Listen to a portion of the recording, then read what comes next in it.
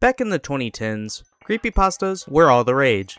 We got classics like Been Drowned, The Russian Sleep Experiment, and Sonic.exe, just to name a few.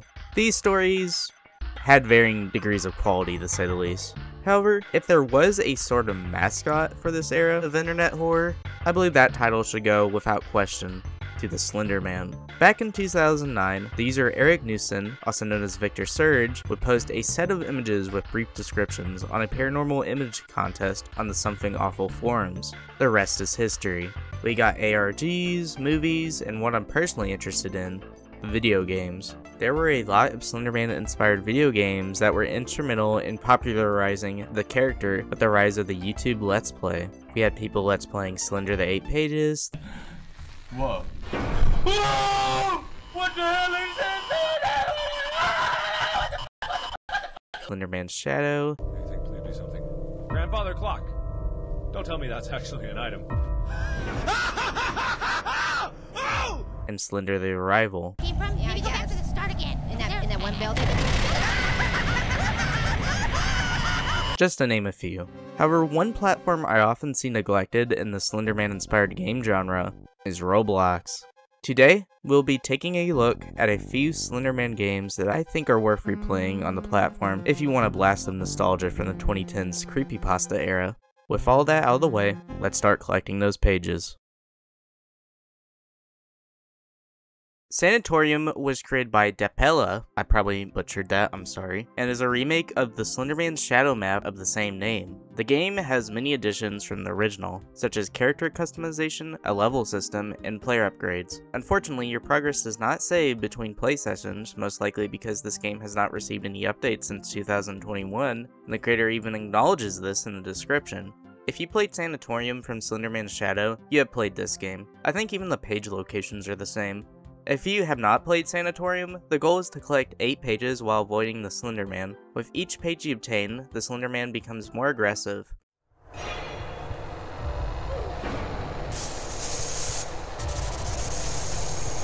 Additionally, I always appreciated these collect the 8 pages games, as they change the music to match the tone of how aggressive the Slenderman AI is.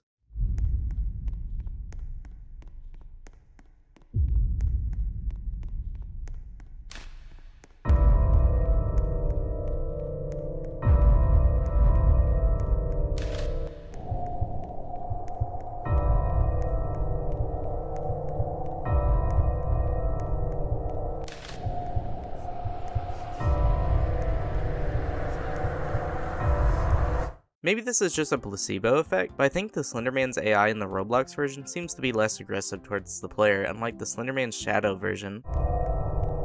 Hello? Also, some of the sounds the Slenderman makes are just straight up goofy.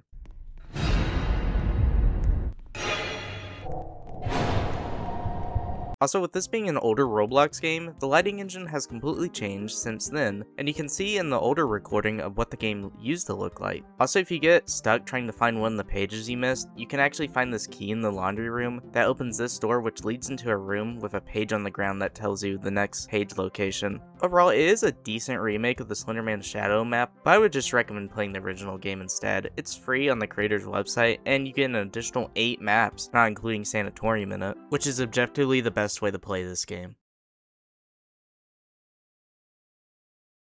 If you clicked on this video, this more than likely is the game you knew that would be talked about today. Stop at Slender 2, or more commonly just known as Stop at Slender, is arguably the most popular multiplayer Slenderman game ever created, even outside the Roblox platform. The game is currently sitting at 181 million visits and was made by Kinnis97. The game currently features 12 maps, which are Abandoned Mall, Ancient Ruins, Asylum, Cargo Hold, Complex, Deserted School, Factory, Hotel, Madhouse Lab, Ocean Liner, Tarnish, and Willowbrook. I think 12 maps adds enough variety without making the gameplay feel too repetitive.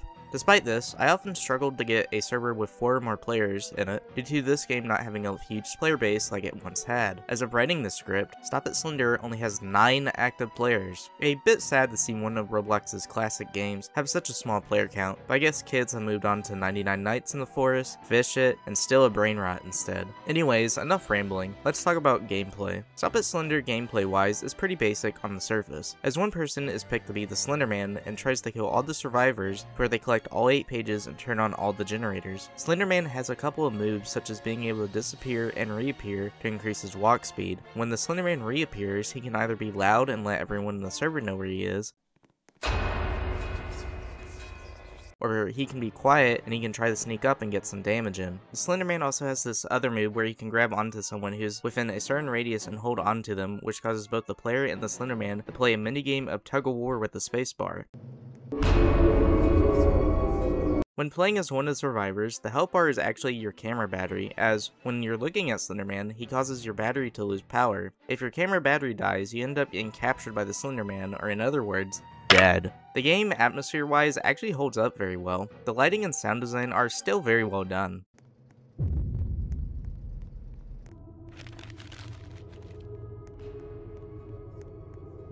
There were legitimately times I got a bit spooked, which doesn't happen super often when I'm playing war games on Roblox, so I have to give credit where credit is due. There are a few game modes that add some extra variety as well, these being the normal game mode, which is the players having to collect 8 pages and power all the generators while avoiding the Slenderman, the power supply game mode, where you have to keep all the generators on and maintain them while waiting the power supply bar to fill, a triple Slender game mode that has 3 Slendermans work together to kill all the survivors, the proxy infection game mode. If you die, you will turn into one of Slenderman's proxies and work with him on killing the survivors, and the classic game mode. This game mode is the exact same as the normal game mode, but the generators use an older model. Also, while listing off the positives, Stop It Slender does occasionally still get updates, which was a bit unexpected considering it originally came out back in 2010. In any case, I do have a few things that frustrated me. For one, some of the game passes are just straight up pay to win. Like you can see in this clip, one of the survivors had some game passes and I was struggling to chip away at their health. I know I'm not a Stop It Slender esports player, but I shouldn't have to spend 5 minutes trying to chip away a single player's battery down.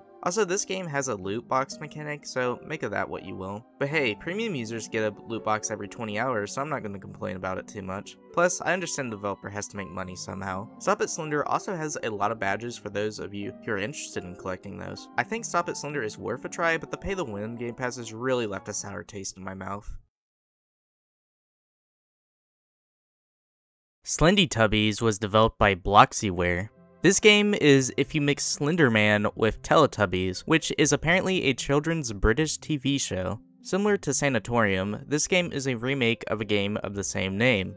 In this game, you're trying to collect 10 custards around the map, while trying to avoid Tinky Winky. Occasionally, you'll be jump scared by a disturbing image of one of the Teletubbies,